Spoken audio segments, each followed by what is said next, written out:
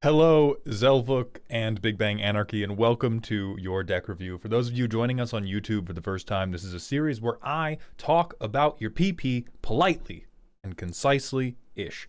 Your PP being your deck's premise and primer. The premise is the idea behind your deck, what you hope it does. For this deck, it is a Emet-Selch Reanimator deck that wants to flip into Hades to reanimate stuff. There's some blink interactions we care about with Hades as well. And then the practicum is the stuff they put in the deck. Does it help them do what they want the deck to do, what they hope the deck achieves? So we're going to spend the first couple minutes talking about the idea, if it's reasonable in the power level they want it to be in. And then after that, focus on what's in the 99. Does it help you do what you said you want to do? So off rip, we have the Emet-Selch, who loots, I believe is the proper term. Loots on ETB and attack, and then if we get 14 or more cards in our graveyard, we can transform him, and then, oh my god, we can play anything out of our graveyard. Dimir player dream come true, but if a card would go into our graveyard from then on while Hades is on the field, they get exiled instead. So when we talk about an idea for a deck, we have to talk about what does this commander help us do well in the archetype we're playing, and what do they not help us do well?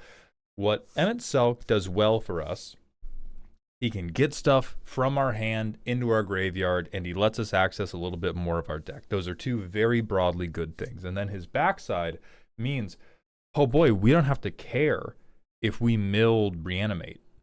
Like, if we milled one of the ways we get a Reanimate target back, guess what? Played out of the graveyard, job done.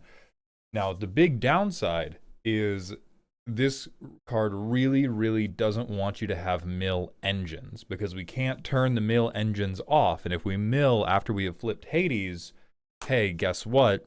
It's gone forever now. So that does create more of a sticking point than you might think, because a lot of the best ways to mill yourself is engines. It's stuff like Mesmeric Orb, you know, that will mill you for more and more as the game goes on.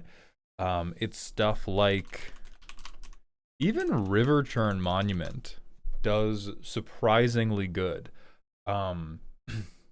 especially if you exhaust to self-target. And none of these things work very well with what Hades wants to do, because we have to flicker him to turn him off if we want this to not matter. Now, what that says to me is I probably wouldn't want to play Hades in this deck until very late game. For me, flipping to Hades would be a break glass in case of emergency, in case of I'm totally out of steam type situation. So if you if the idea is that flipping to Hades is a primary goal of this deck, I think I would caution you against that for Reanimator being the game plan, because the front side, tremendously useful for Reanimator. Like, between the fact that you're going to see more cards than most people, and you now have a guaranteed way to, if you have Valgavoth in your hand, get him into the graveyard, that's more than good enough. We can go 80% of the distance on this game with just Emet-Selch unsundered, and then at the very end, like, we have 50 cards in our graveyard. We've hit the Traumatize already.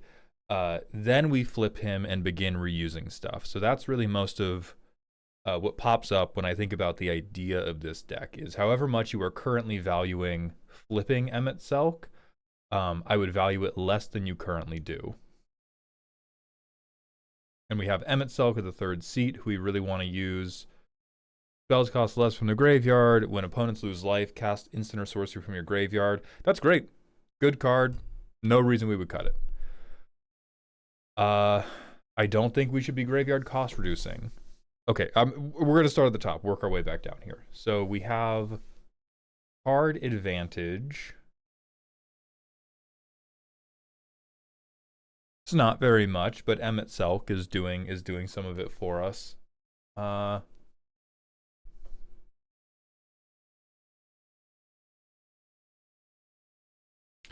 I hate that I'm saying this, but I'm genuinely debating BMC versus Phyrexian Arena right now, just because I don't know how much life you're comfortable losing in a deck where we're probably going to end up reanimating stuff. I'm going to spare you my normal recommendations of like Bob, because you don't want to lose the life. I think the one card that would be great Keen Duelist, because your deck is probably full, right? Yeah, we are expensive. We have a Birkin bag, and you want to load it in a catapult and fling it at your opposition. So I would definitely recommend Keen Duelist come into this card advantage section. It's going to give somebody else card advantage, but in Commander, that really just lets you politic. Like, you're going to be able to politic, and you're going to be able to hurt somebody, because you're going to reveal Valgavoth, and they're going to reveal like a fucking 1-drop. In our interaction section,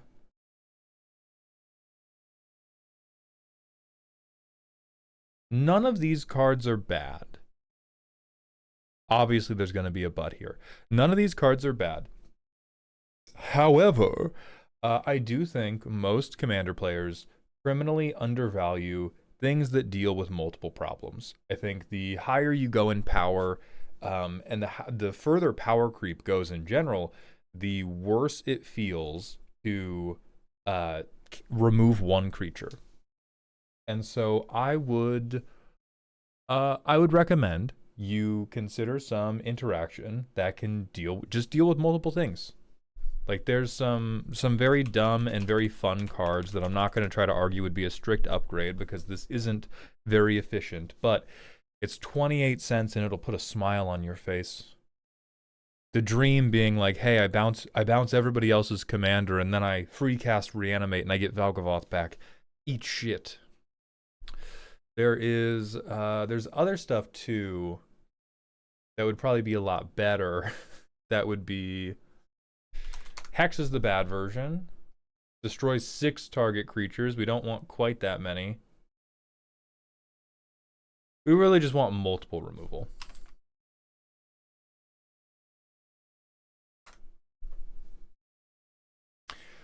I think you could consider things like a Cursed Marauder, especially if you want to be a deck that can eventually reuse stuff from your graveyard. Very easy to reuse this guy from the graveyard, and it gets you a lot more value than just, hey, shoot one thing.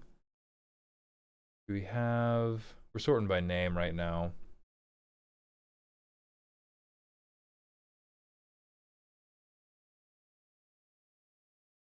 Shielder's great, probably goes more into like Reanimator target territory than interaction territory. Soul Shatter, phenomenal card. Would highly recommend this one. Or Shoulder's Edict.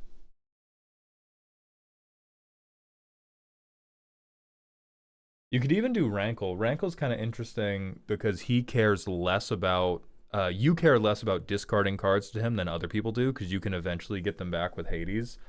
So none of these are must-adds. This is just something to consider. I think in general, interaction in Commander is moving more and more and more towards, like, you have to deal with multiple problems. You can't, if you just deal with one problem, you are going to get left behind, and you would have been better off playing something proactive, unless it's like a free counterspell to protect your win combo. Ramp, this is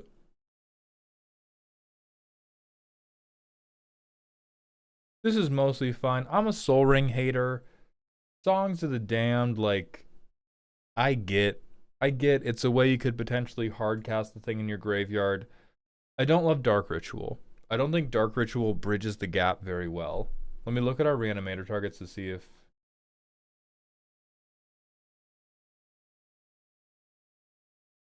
Yeah, like, I don't think you have anything early enough that you, like, really fucking need 3 black mana for it to be worth going down the card, when it could instead be something that helped you out more longer term, whether it's like another piece of interaction, whether it's a tutor, whether it's an entomb, whether it's another good reanimation target. Soulstone's real cute though, for sure. For sure. Best of luck. Bender's Waterskin I don't love for you. I don't see a ton of ways for you to use the 1 mana. I think this could be either a 2 mana rock that just came down to, like, make sure you could play Emet-Selch, or was like... I'm a big lover of stupid, terrible, giga expensive mana rocks, and you have a pretty expensive deck. I would be playing like Firemine Vessel. We have pips we have to cover. Like, we got pipped up reanimation targets, we got pipped up card selection, we got pipped up interaction, we got a pipped up commander.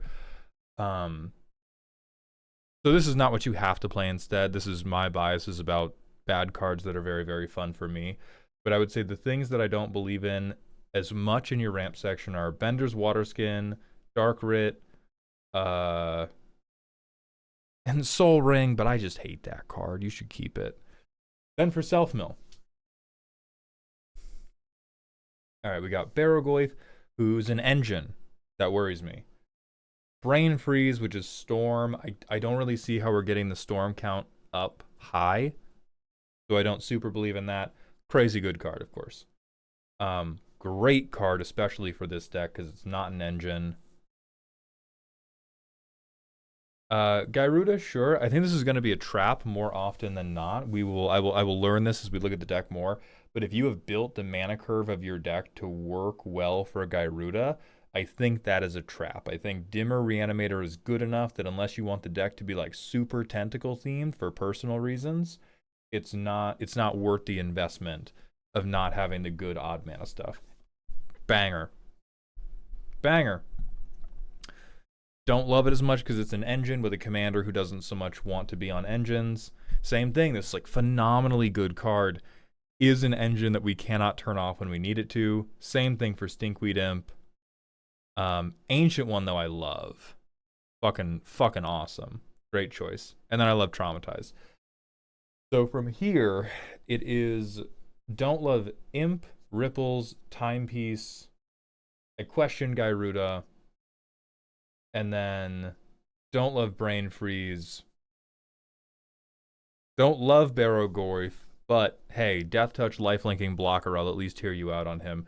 And I feel like I'm going to catch the most internet comments for these two because they're such good cards. The thing I want to impress upon you, to return to the premise for a moment, is most Reanimator decks go like, well, I want to mill as quickly as I can until I hit my pieces and then I reanimate them. Right? And I'm going, not what I think this deck wants to do. I think you want to be on these like one-off big mill spells, and you want to have the reanimation targets, and I think other than that, you want to be on Entombs. Which, if you don't own this card, don't worry about buying it. There's other stuff we can do. There's other stuff we can do that's going to be more budget friendly. But rather than trying to build these mill engines in hope, Blue-Black is very good at getting exactly what it wants into the graveyard. And I would just use Emet-Selch's built-in draw discard to try to seed the graveyard with the one right thing, get the one right thing out, and that is how you are playing the early turns of the game. And then late game, you go, okay, Traumatize, next turn flip Emet-Selch. I win now because I have milled something that can make me win. Versus putting a bunch of effort towards trying to fill the graveyard at moderate speed and then hope that we have the reanimation thing in hand. Like the worst case scenario in my mind is we race to 14 cards in grave and then flip this guy. Then we are really in a fucking hole because any mill engines we've set up are now going to be milling to exile unless we hit one of our flicker spells. The table is going to freak out because it's such a powerful backside. And so I think filling your graveyard more slowly is also a way to help manage the threat profile of Emet-Selch. Because then you can still be like, yeah, hey, when he flips to Hades, fucking worry. I have 2 cards in my graveyard right now. You decide who the problem is, me or Bristly Bill with 15 counters over there. Hey, buddy? I think there's a lot of angles you can work. Let's talk about reanimation targets. Fuck yeah, hell no. I hate them, but I get it. Hell no. You're evil! Great, though. Don't love this one. I think if you're going to reanimate a Jin-Gitaxias, go all the way to hell and get the one that does hand size. I don't think you are generating enough advantage via your artifacts, instants, and sorceries. This is another guy where, like, he looks way scarier than he plays. Looks way scarier than he plays. And it's just going to get you catching a lot of shit for no reason.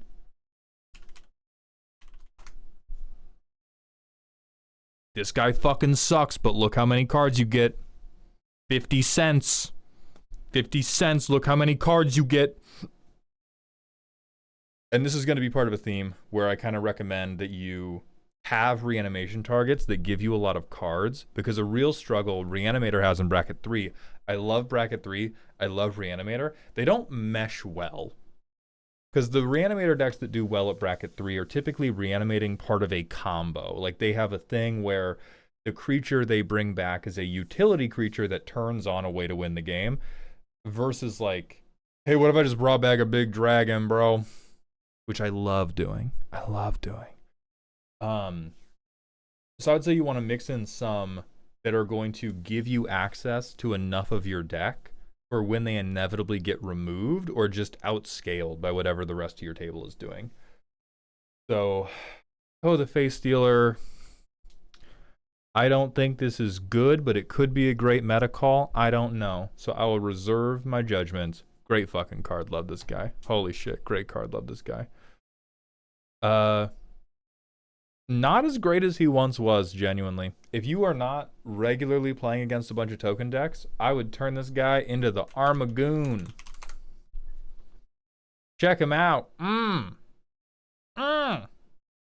Who cares about giving their commanders an inverse BBL for one turn, man? I want them dead.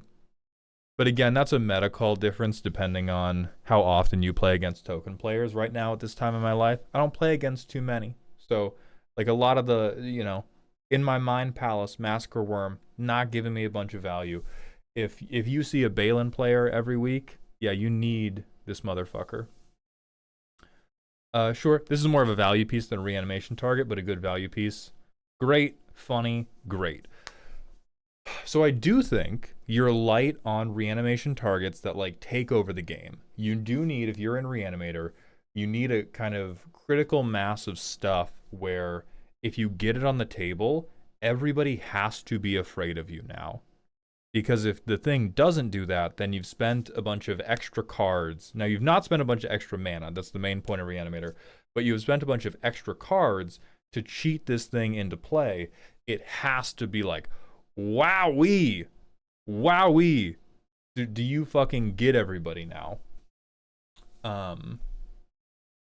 And so I would maybe, like, Barrogoyf, Meringue, the Face Stealer, Gyruda, Gary, Overlord of the Baelmerk, even Massacre Worm, I would count more as these are part of your Reanimator toolbox. If you need them at any given point in time, like, maybe we can go get them, but they do not make the table go, oh shit. And that is what we want out of a Reanimator target. So I think Valgavoth achieves that, Bahamut achieves that, Hullbreaker Horror achieves that, Arden achieves that. I think Jin-Gitaxias should just get straight cut, straight up. And you can do big funny card draw cards like Baleful Force, but I would say it either needs to represent a ton of damage or a ton of card advantage for you. Those would be my line. So other things that are, like, very, very powerful for this, Villas. This is a more expensive card, which is why I brought up Baleful Force first. But if we do card advantage, type, creature, commander, blue-black, mana value greater than or equal to 5, show me the money. This is a game changer and is definitely crazy fucking expensive. Don't even worry about that for a second. I'm sorry I even brought them up. I love this. Fuck, $58. God damn. This guy's funny, but he's $3.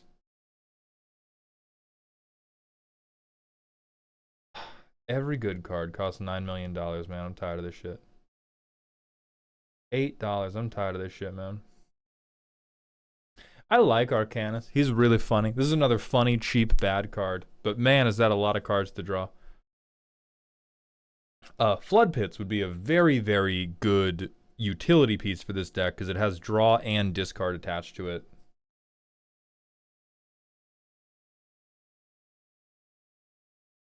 Do like Starwinder is a really funny motherfucker who could also draw you a lot of cards, represent a lot of damage.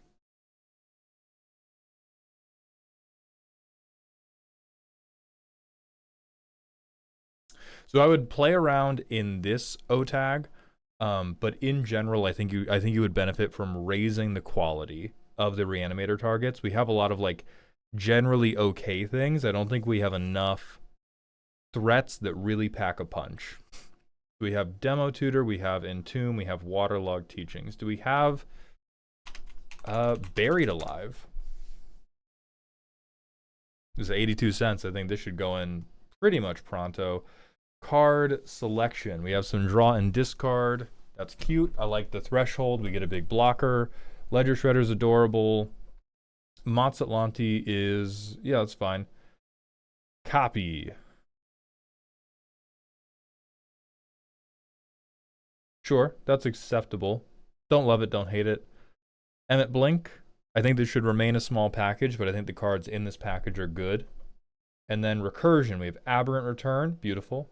Archaeomancer, Living Death, Malakir Rebirth, Necromancy, Persist, Reanimate, Victimize, Will of the Abzan.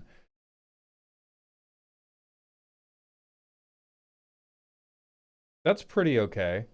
My big issue would be at 9 pieces of Recursion and 14 pieces of 14 targets, I would worry a lot about us never fucking mind. Our first hand has Entomb and Persist, so we just get whatever we want turn 2. I'm so full of shit. God loves you. God, and more importantly, the Moxfield playtester love you. Okay, so this seems like a more realistic danger hand, IMO. So we go Swamp, we go Island, we don't hit the third fucking land. I'm gonna pretend this is a better MDFC. We play him, we draw. Holy shit. And then we go bam. And I think this interaction is really what we want. This is what we want to be moving forward through the bulk of the game plan. And Hades should really just be that like last step bailout.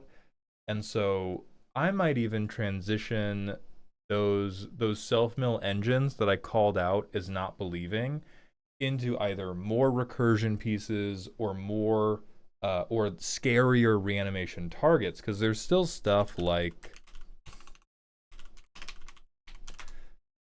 there's Valgavoth's Faithful, there's Unmarked Grave, the one I'm thinking of. This is another Entomb if you don't have it, but there's one that lets every player get a creature out of their graveyard, which I think you win that trade on turn 4.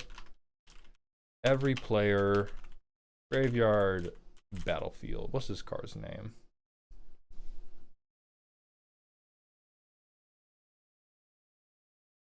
Come on.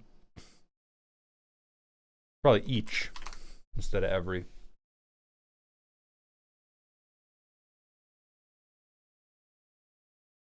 Exhume. Each player gets to do something with their graveyard. Isn't that nice? And whether or not you go with that one specifically, you know, you could do like Living End instead. We could, I don't really love Sepulchral Primordial. But I would go to the O tag for Reanimate and the O tag for, I think Entomb has an O tag.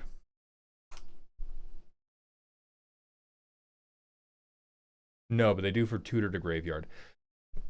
And I think that some of your self-mill engines should be transitioned to things that will support the overall game plan a little bit better, because I don't really think you like self-mill engines in this deck. I think Emet-Selch does enough on his front side to support the Reanimator game plan.